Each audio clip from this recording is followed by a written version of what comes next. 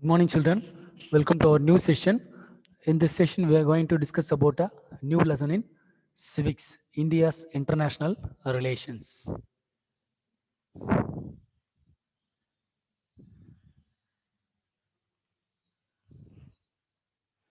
So, in this lesson, we are going to discuss about India's important landlocked and sea neighbors and what are all the different relationships which India is developed with its other foreign nations. So that's what this lesson is completely deals with.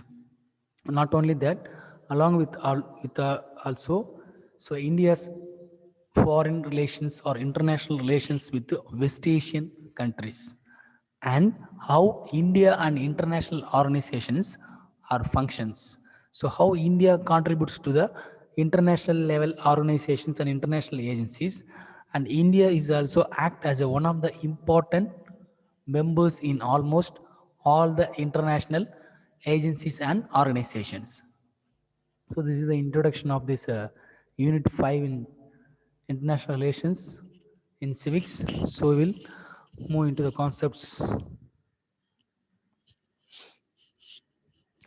So introductions of India's international relations. So international relations is nothing but, so our country India is having different foreign affairs or foreign relations with the other nations, especially with the neighboring countries and apart from the neighboring countries also. That is known as India's international relations.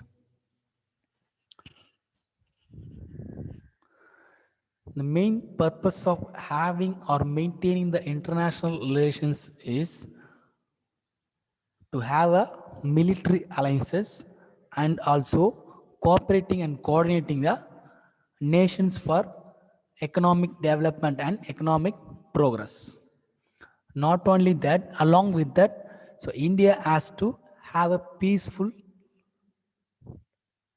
lifestyle or peaceful economy in the world. So that's why India is having a international relations or international friendships with the neighboring nations and other rest of Indian nations. So India is being with a huge population or second large populated country in the globe. So there is no other alternate. So it has to have international or friendly relations with its neighboring countries. The first is so some of our neighbors are from ancient times to the contemporary world or modern day. They are friendly with us, so that friendly and neighbor relations has to be maintained or followed only by international strategies and international treaties. So only by having an international relations, so country like India can grow or progress in a such a tremendous way. So that's why India is having international relations with the other foreign countries. So India and its neighbors. So India and its neighbors are. So India is having its neighbors in the northwest frontier is Afghanistan and Pakistan. So in the northern territories or northern boundaries of India, so China, Nepal, Bhutan are the neighbors in the northern boundaries. So when it comes to the eastern side of India, so Bangladesh is our eastern neighbor or eastern nation, which is more close and very near to our country.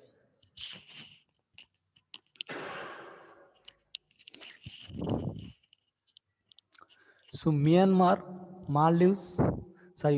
and Sri Lanka from southeast and Maldives from southwest. So these are all the nations which were neighbors of India. They are surrounded as by land and by water also. So நீர்களாலையும் நிலங்களாலையும் நம்மளை சுற்றி இருக்கப்படக்கூடிய மற்ற நாடுகள் கூட எந்த திசையிலேருந்து India வந்து friendships வச்சிருக்குன்னு தான் இது கொடுத்துருக்காங்க. ஸோ மெயினாக இதில் என்னென்ன ரிலேஷன்ஸ் அப்படி மெயின்டைன் பண்ணுறாங்க பார்த்தீங்கன்னா, so India is having a cardial, which is cardial is nothing but wholeheartedly and willingnessly having a historic relations, religious, economic and linguistic relations with this China, Nepal, Bangladesh, Myanmar, Sri Lanka, Maldives, Pakistan, Afghanistan, among these nations. So India is having a economic related, linguistic related, historic related, religious related matters, having relations with the above nations in all four directions. So India and Afghanistan. So India and Afghanistan are having strategic partnership agreement. So main strategic partnership agreement with Afghanistan is so rebuilding or creating a more sophisticated infrastructure, institutions, agriculture, water, education, health, providing duty-free access to Indian markets. So these are all the areas India and Afghanistan are having a strategic partnership agreement. So in these special areas, water, education, health, agriculture, all these areas, India and Afghanistan are having a Pakka and concrete strategic partnership agreement between these two nations. Not only that, so India has announced 500 scholarships of Afghan security forces soldiers. So Afghan security ஃபோர்ஸில் work பண்ணுற அங்கே work பண்ணி உயிரிழந்த சில மார்டிஸ்னா தியாகிகள், ஆர்மியில் work பண்ணி உயிரிழந்த தியாகிகளுக்காக இந்தியாவிலேருந்து என்ன பண்ணோம், 500 ஸ்காலர்ஷிப்ஸ் கொடுக்குறாங்க ஸ்டூடெண்ட்ஸு. ஸோ 500 குழந்தைங்களுக்கு, போரில் உயிரிழந்த சோல்ஜர்ஸ்க்கு அவங்களுடைய குழந்தைங்களுக்கு 500 பேர்களுக்கு ஸ்காலர்ஷிப்ஸ் கொடுக்குறாங்க. ஸோ அது மட்டும் இல்லாமல் இந்தியா பார்த்திங்கன்னா ஆப்கானிஸ்தான் நிறையா அந்த ஸ்போர்ட்ஸ், கிரிக்கெட்டு, மற்ற எல்லா கிரிக்கெட்டு மட்டும் இல்லாமல் வேறு சில ஸ்போர்ட்ஸ் விஷயங்கள்லையும் இந்தியா வந்து அவங்களுக்கு நிறைய ஹெல்ப்பிங்காகவும் சப்போர்ட் பண்ணிட்டு. அது மட்டும் இல்லாமல் இந்தியா வந்து கந்தகர் இன்டர்நேஷ்னல் கிரிக்கெட் ஸ்டேடியம் பார்த்திங்கன்னா கட்டி கொடுத்துருக்கு ஆப்கானிஸ்தானுக்கு. அது மட்டும் இல்லாமல் இப்போ செல்ஃப் ஹெல்ப் குரூப்னு ஒன்று இருக்குது, சுய உதவி குழுன்னு சொல்கிறது. அங்கே இருக்கிற ஆப்கானிஸ்தானில் இருக்கிற பெண்களுக்கு மட்டும் இல்லாமல் அந்த ஊரில் இருக்கிற மக்களுங்களுக்கு பார்த்திங்கன்னா இந்த செல்ஃப் ஹெல்ப் குரூப் என்ற ஒரு சுய உதவி குழு மூலம் மக்களுக்கு ட்ரைனிங்கும் கொடுக்குறாங்க. இந்தியா சார்பில் அங்கே போய் ட்ரைனிங் கொடுத்துட்டு வராங்க. ஸோ அது மட்டும் இல்லாமல் பார்த்தீங்கன்னா இந்தியா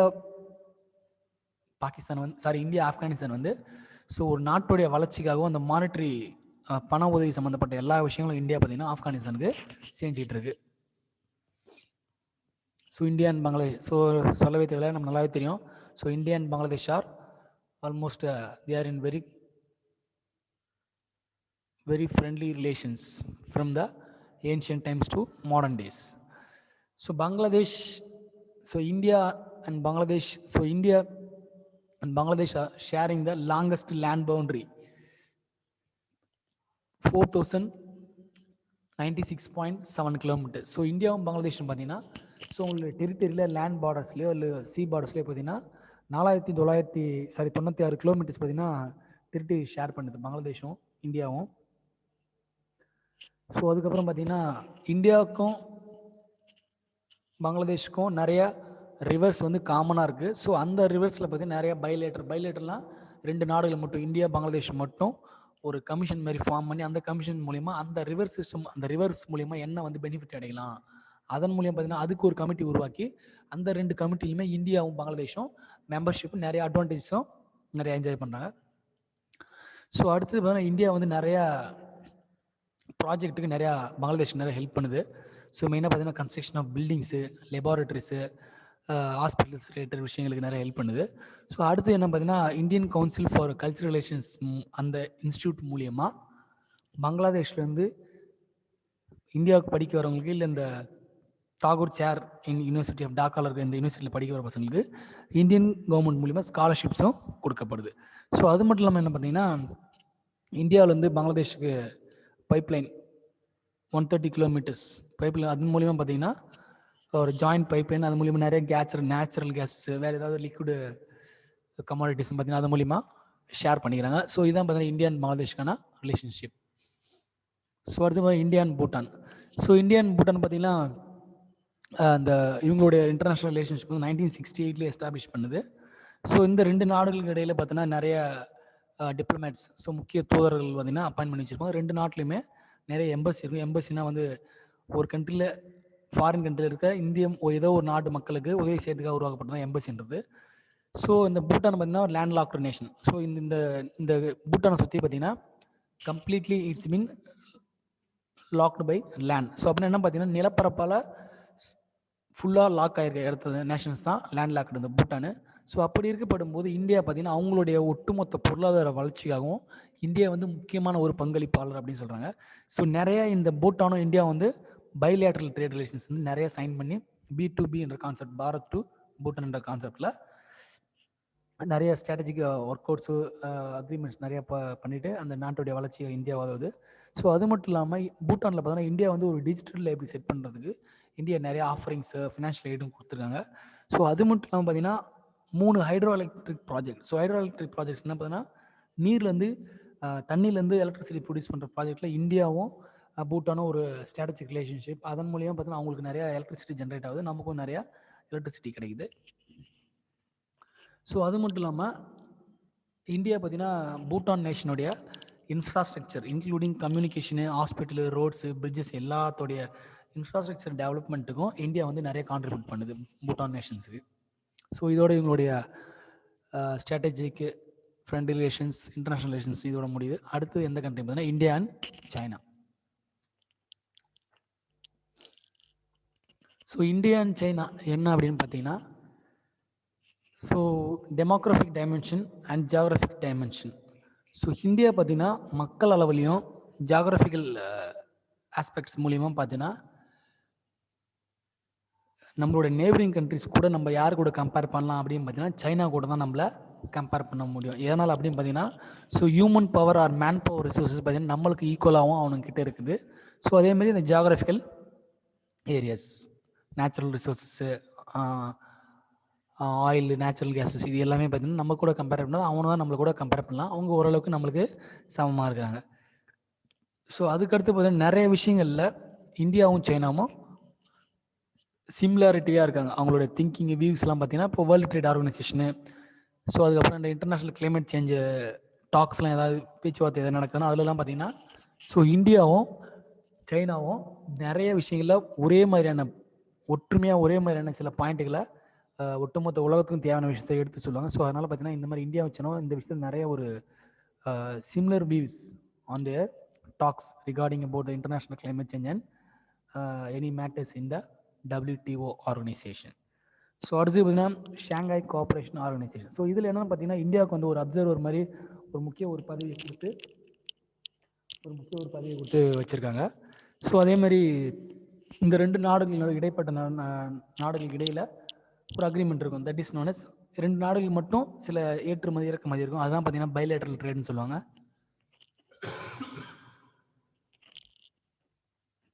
ஸோ அது மட்டும் இல்லாமல் இந்தியாவும் சைனாவும் they have signed lots of educational exchange programs between India and China. So இந்தியாவில் வந்து ஸ்டூடெண்ட்ஸ் சைனா போவாங்க, சைனாவில் வந்து ஸ்டூடெண்ட்ஸும் இந்தியாவுக்கு வருவாங்க. ஸோ இந்தியாவும் சைனாவும் பிரிக்கிற ஒரு பவுண்டரி லைனுடைய பேர் தான் மெக்மஹன் லைன்னு சொல்லுவாங்க. ஸோ இவர் பார்த்தீங்கன்னா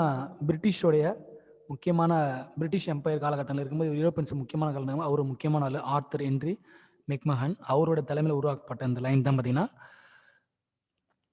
இந்தியாவையும் சைனாவும் பிரிக்கக்கூடிய ஒரு line மெக்மஹன் line.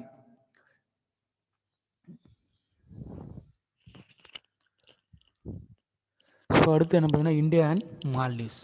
So India and Maldives என்ன பார்த்தீங்கன்னா மால்டீவ்ஸ் வந்து it's been covered with 4 sides of waters. So 4 திசையிலையும் தண்ணீர்னால் சூழப்பட்ட ஒரு நாடு மால்டீவ்ஸ்ன்றது. ஸோ அவங்களுக்கு தேவையான விஷயங்கள் எல்லாமே மொழி, கல்ச்சரல் சம்மந்தப்பட்டது, ரிலீஜியஸ் சம்மந்தப்பட்டது, கமர்ஷியல் லிங்க்ஸ் எல்லாமே எல்லா பழமை வாய்ந்த சில கான்டாக்ட்ஸ் எல்லாமே பார்த்தீங்கன்னா அவங்க ஃபுல்லாகவே இந்தியா கூட தான் நிறைய விஷயங்கள் ஷேர் பண்ணுறாங்க. ஸோ இந்தியா அவங்க கூட நிறைய ட்ரேடு, டூரிசம் இந்த மாதிரி ஆக்டிவிட்டீஸில் நிறையா contact, trade relations and tourism relations எல்லாம் பார்த்தீங்கன்னா இந்தியா மால்டீவ்ஸுக்கும் நிறைய கெயின் ப்ராஃபிட்ஸ் நிறையா இருக்குது. ஸோ அது மட்டும் இல்லாமல் கடலோர பாதுகாப்பு படையாக மால்டீவ்ஸ் இந்தியாவும் ஒரு அவங்களுடைய கோஆப்ரேஷன் அக்ரிமெண்ட் எல்லாமே பார்த்தீங்கன்னா கடல் சம்மந்தப்பட்ட விஷயங்களுக்கு நிறைய அக்ரிமெண்ட், சயின்ஸ், ட்ரீட்டிஸ்லாம் நிறையா பண்ணியிருக்காங்க. ஸோ இதுதான் இந்த 2 நாடுகளுக்கு இடையான agreement treaties and signs. So அடுத்து என்ன பார்த்தீங்கன்னா India and Myanmar. So India and Myanmar பார்த்தீங்கன்னா இந்தியா கூட அதிகமாக பார்டர் ஷேர் பண்ணுற ஒரே கண்ட்ரி எதுன்னு பார்த்தீங்கன்னா மியான்மர். ஸோ அது 1989 வரைக்கும் பர்மாவாக இருந்தது, அதுக்கப்புறம் மாற்றப்பட்டது. ஸோ இந்த இந்தியாவுக்கும் மியான்மருக்கும் இடைப்பட்ட ஒரு காலடன் ஒரு மல்டி மாடல் டிரான்ஸ்போர்ட் ஒரு ப்ராஜெக்ட் இருக்குது. அந்த ப்ராஜெக்ட் மூலியம் பார்த்தீங்கன்னா road, river, port. So road, river, port இந்த மூணுத்தையும் பார்த்தீங்கன்னா அதான் மல்டி மாடல் டிரான்ஸ்போர்ட். காலடன்ற ஒரு மல்டி மாடல் டிரான்ஸ்போர்ட் தான் பார்த்தீங்கன்னா ரோடு, ரிவர், போர்ட்டு. ஸோ இந்த மூணு வழி மூலயமா ஸோ இந்தியாவும் மியான்மரும் ஈஸியாக கனெக்ட் பண்ணலாம். ஈஸியாக அவங்களுக்கு தேவையான விஷயங்களை டிரான்ஸ்போர்ட்டோ இல்லை வேறு ஏதாவது பையிங் செல்லிங் எதுவுமே பண்ணிடலாம். That is known as Kaladan multi modal transport, a road, river, port, cargo transport project to link Kolkata to Sittwe in Myanmar. So கொல்கட்டாவிலேருந்து ஸோ மியான்மருக்கு சிட்வின்ற இடத்துக்கு ஈஸியாக அவங்க கனெக்ட் பண்ணிக்கலாம் through river, port, road.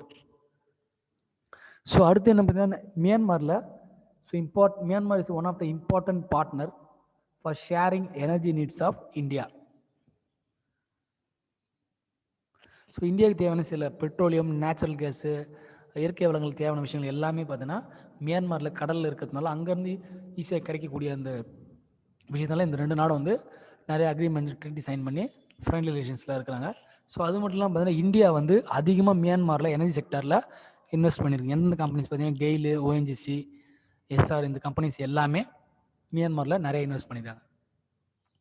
So அடுத்து என்ன பார்த்தீங்கன்னா இந்தியா அண்ட் நேபாள். ஸோ நேபாள்ன்றது ஒரு லேண்ட் லாக்ட் கண்ட்ரி என்ன பார்த்தீங்கன்னா சுற்றியும் அந்த ஒரு கண்ட்ரி இருக்கும், அது சரௌண்டிங்ஸ் எல்லாமே பார்த்தீங்கன்னா நிலப்பரப்பால் லாக் ஆகிருக்கும். That is known as land locked country.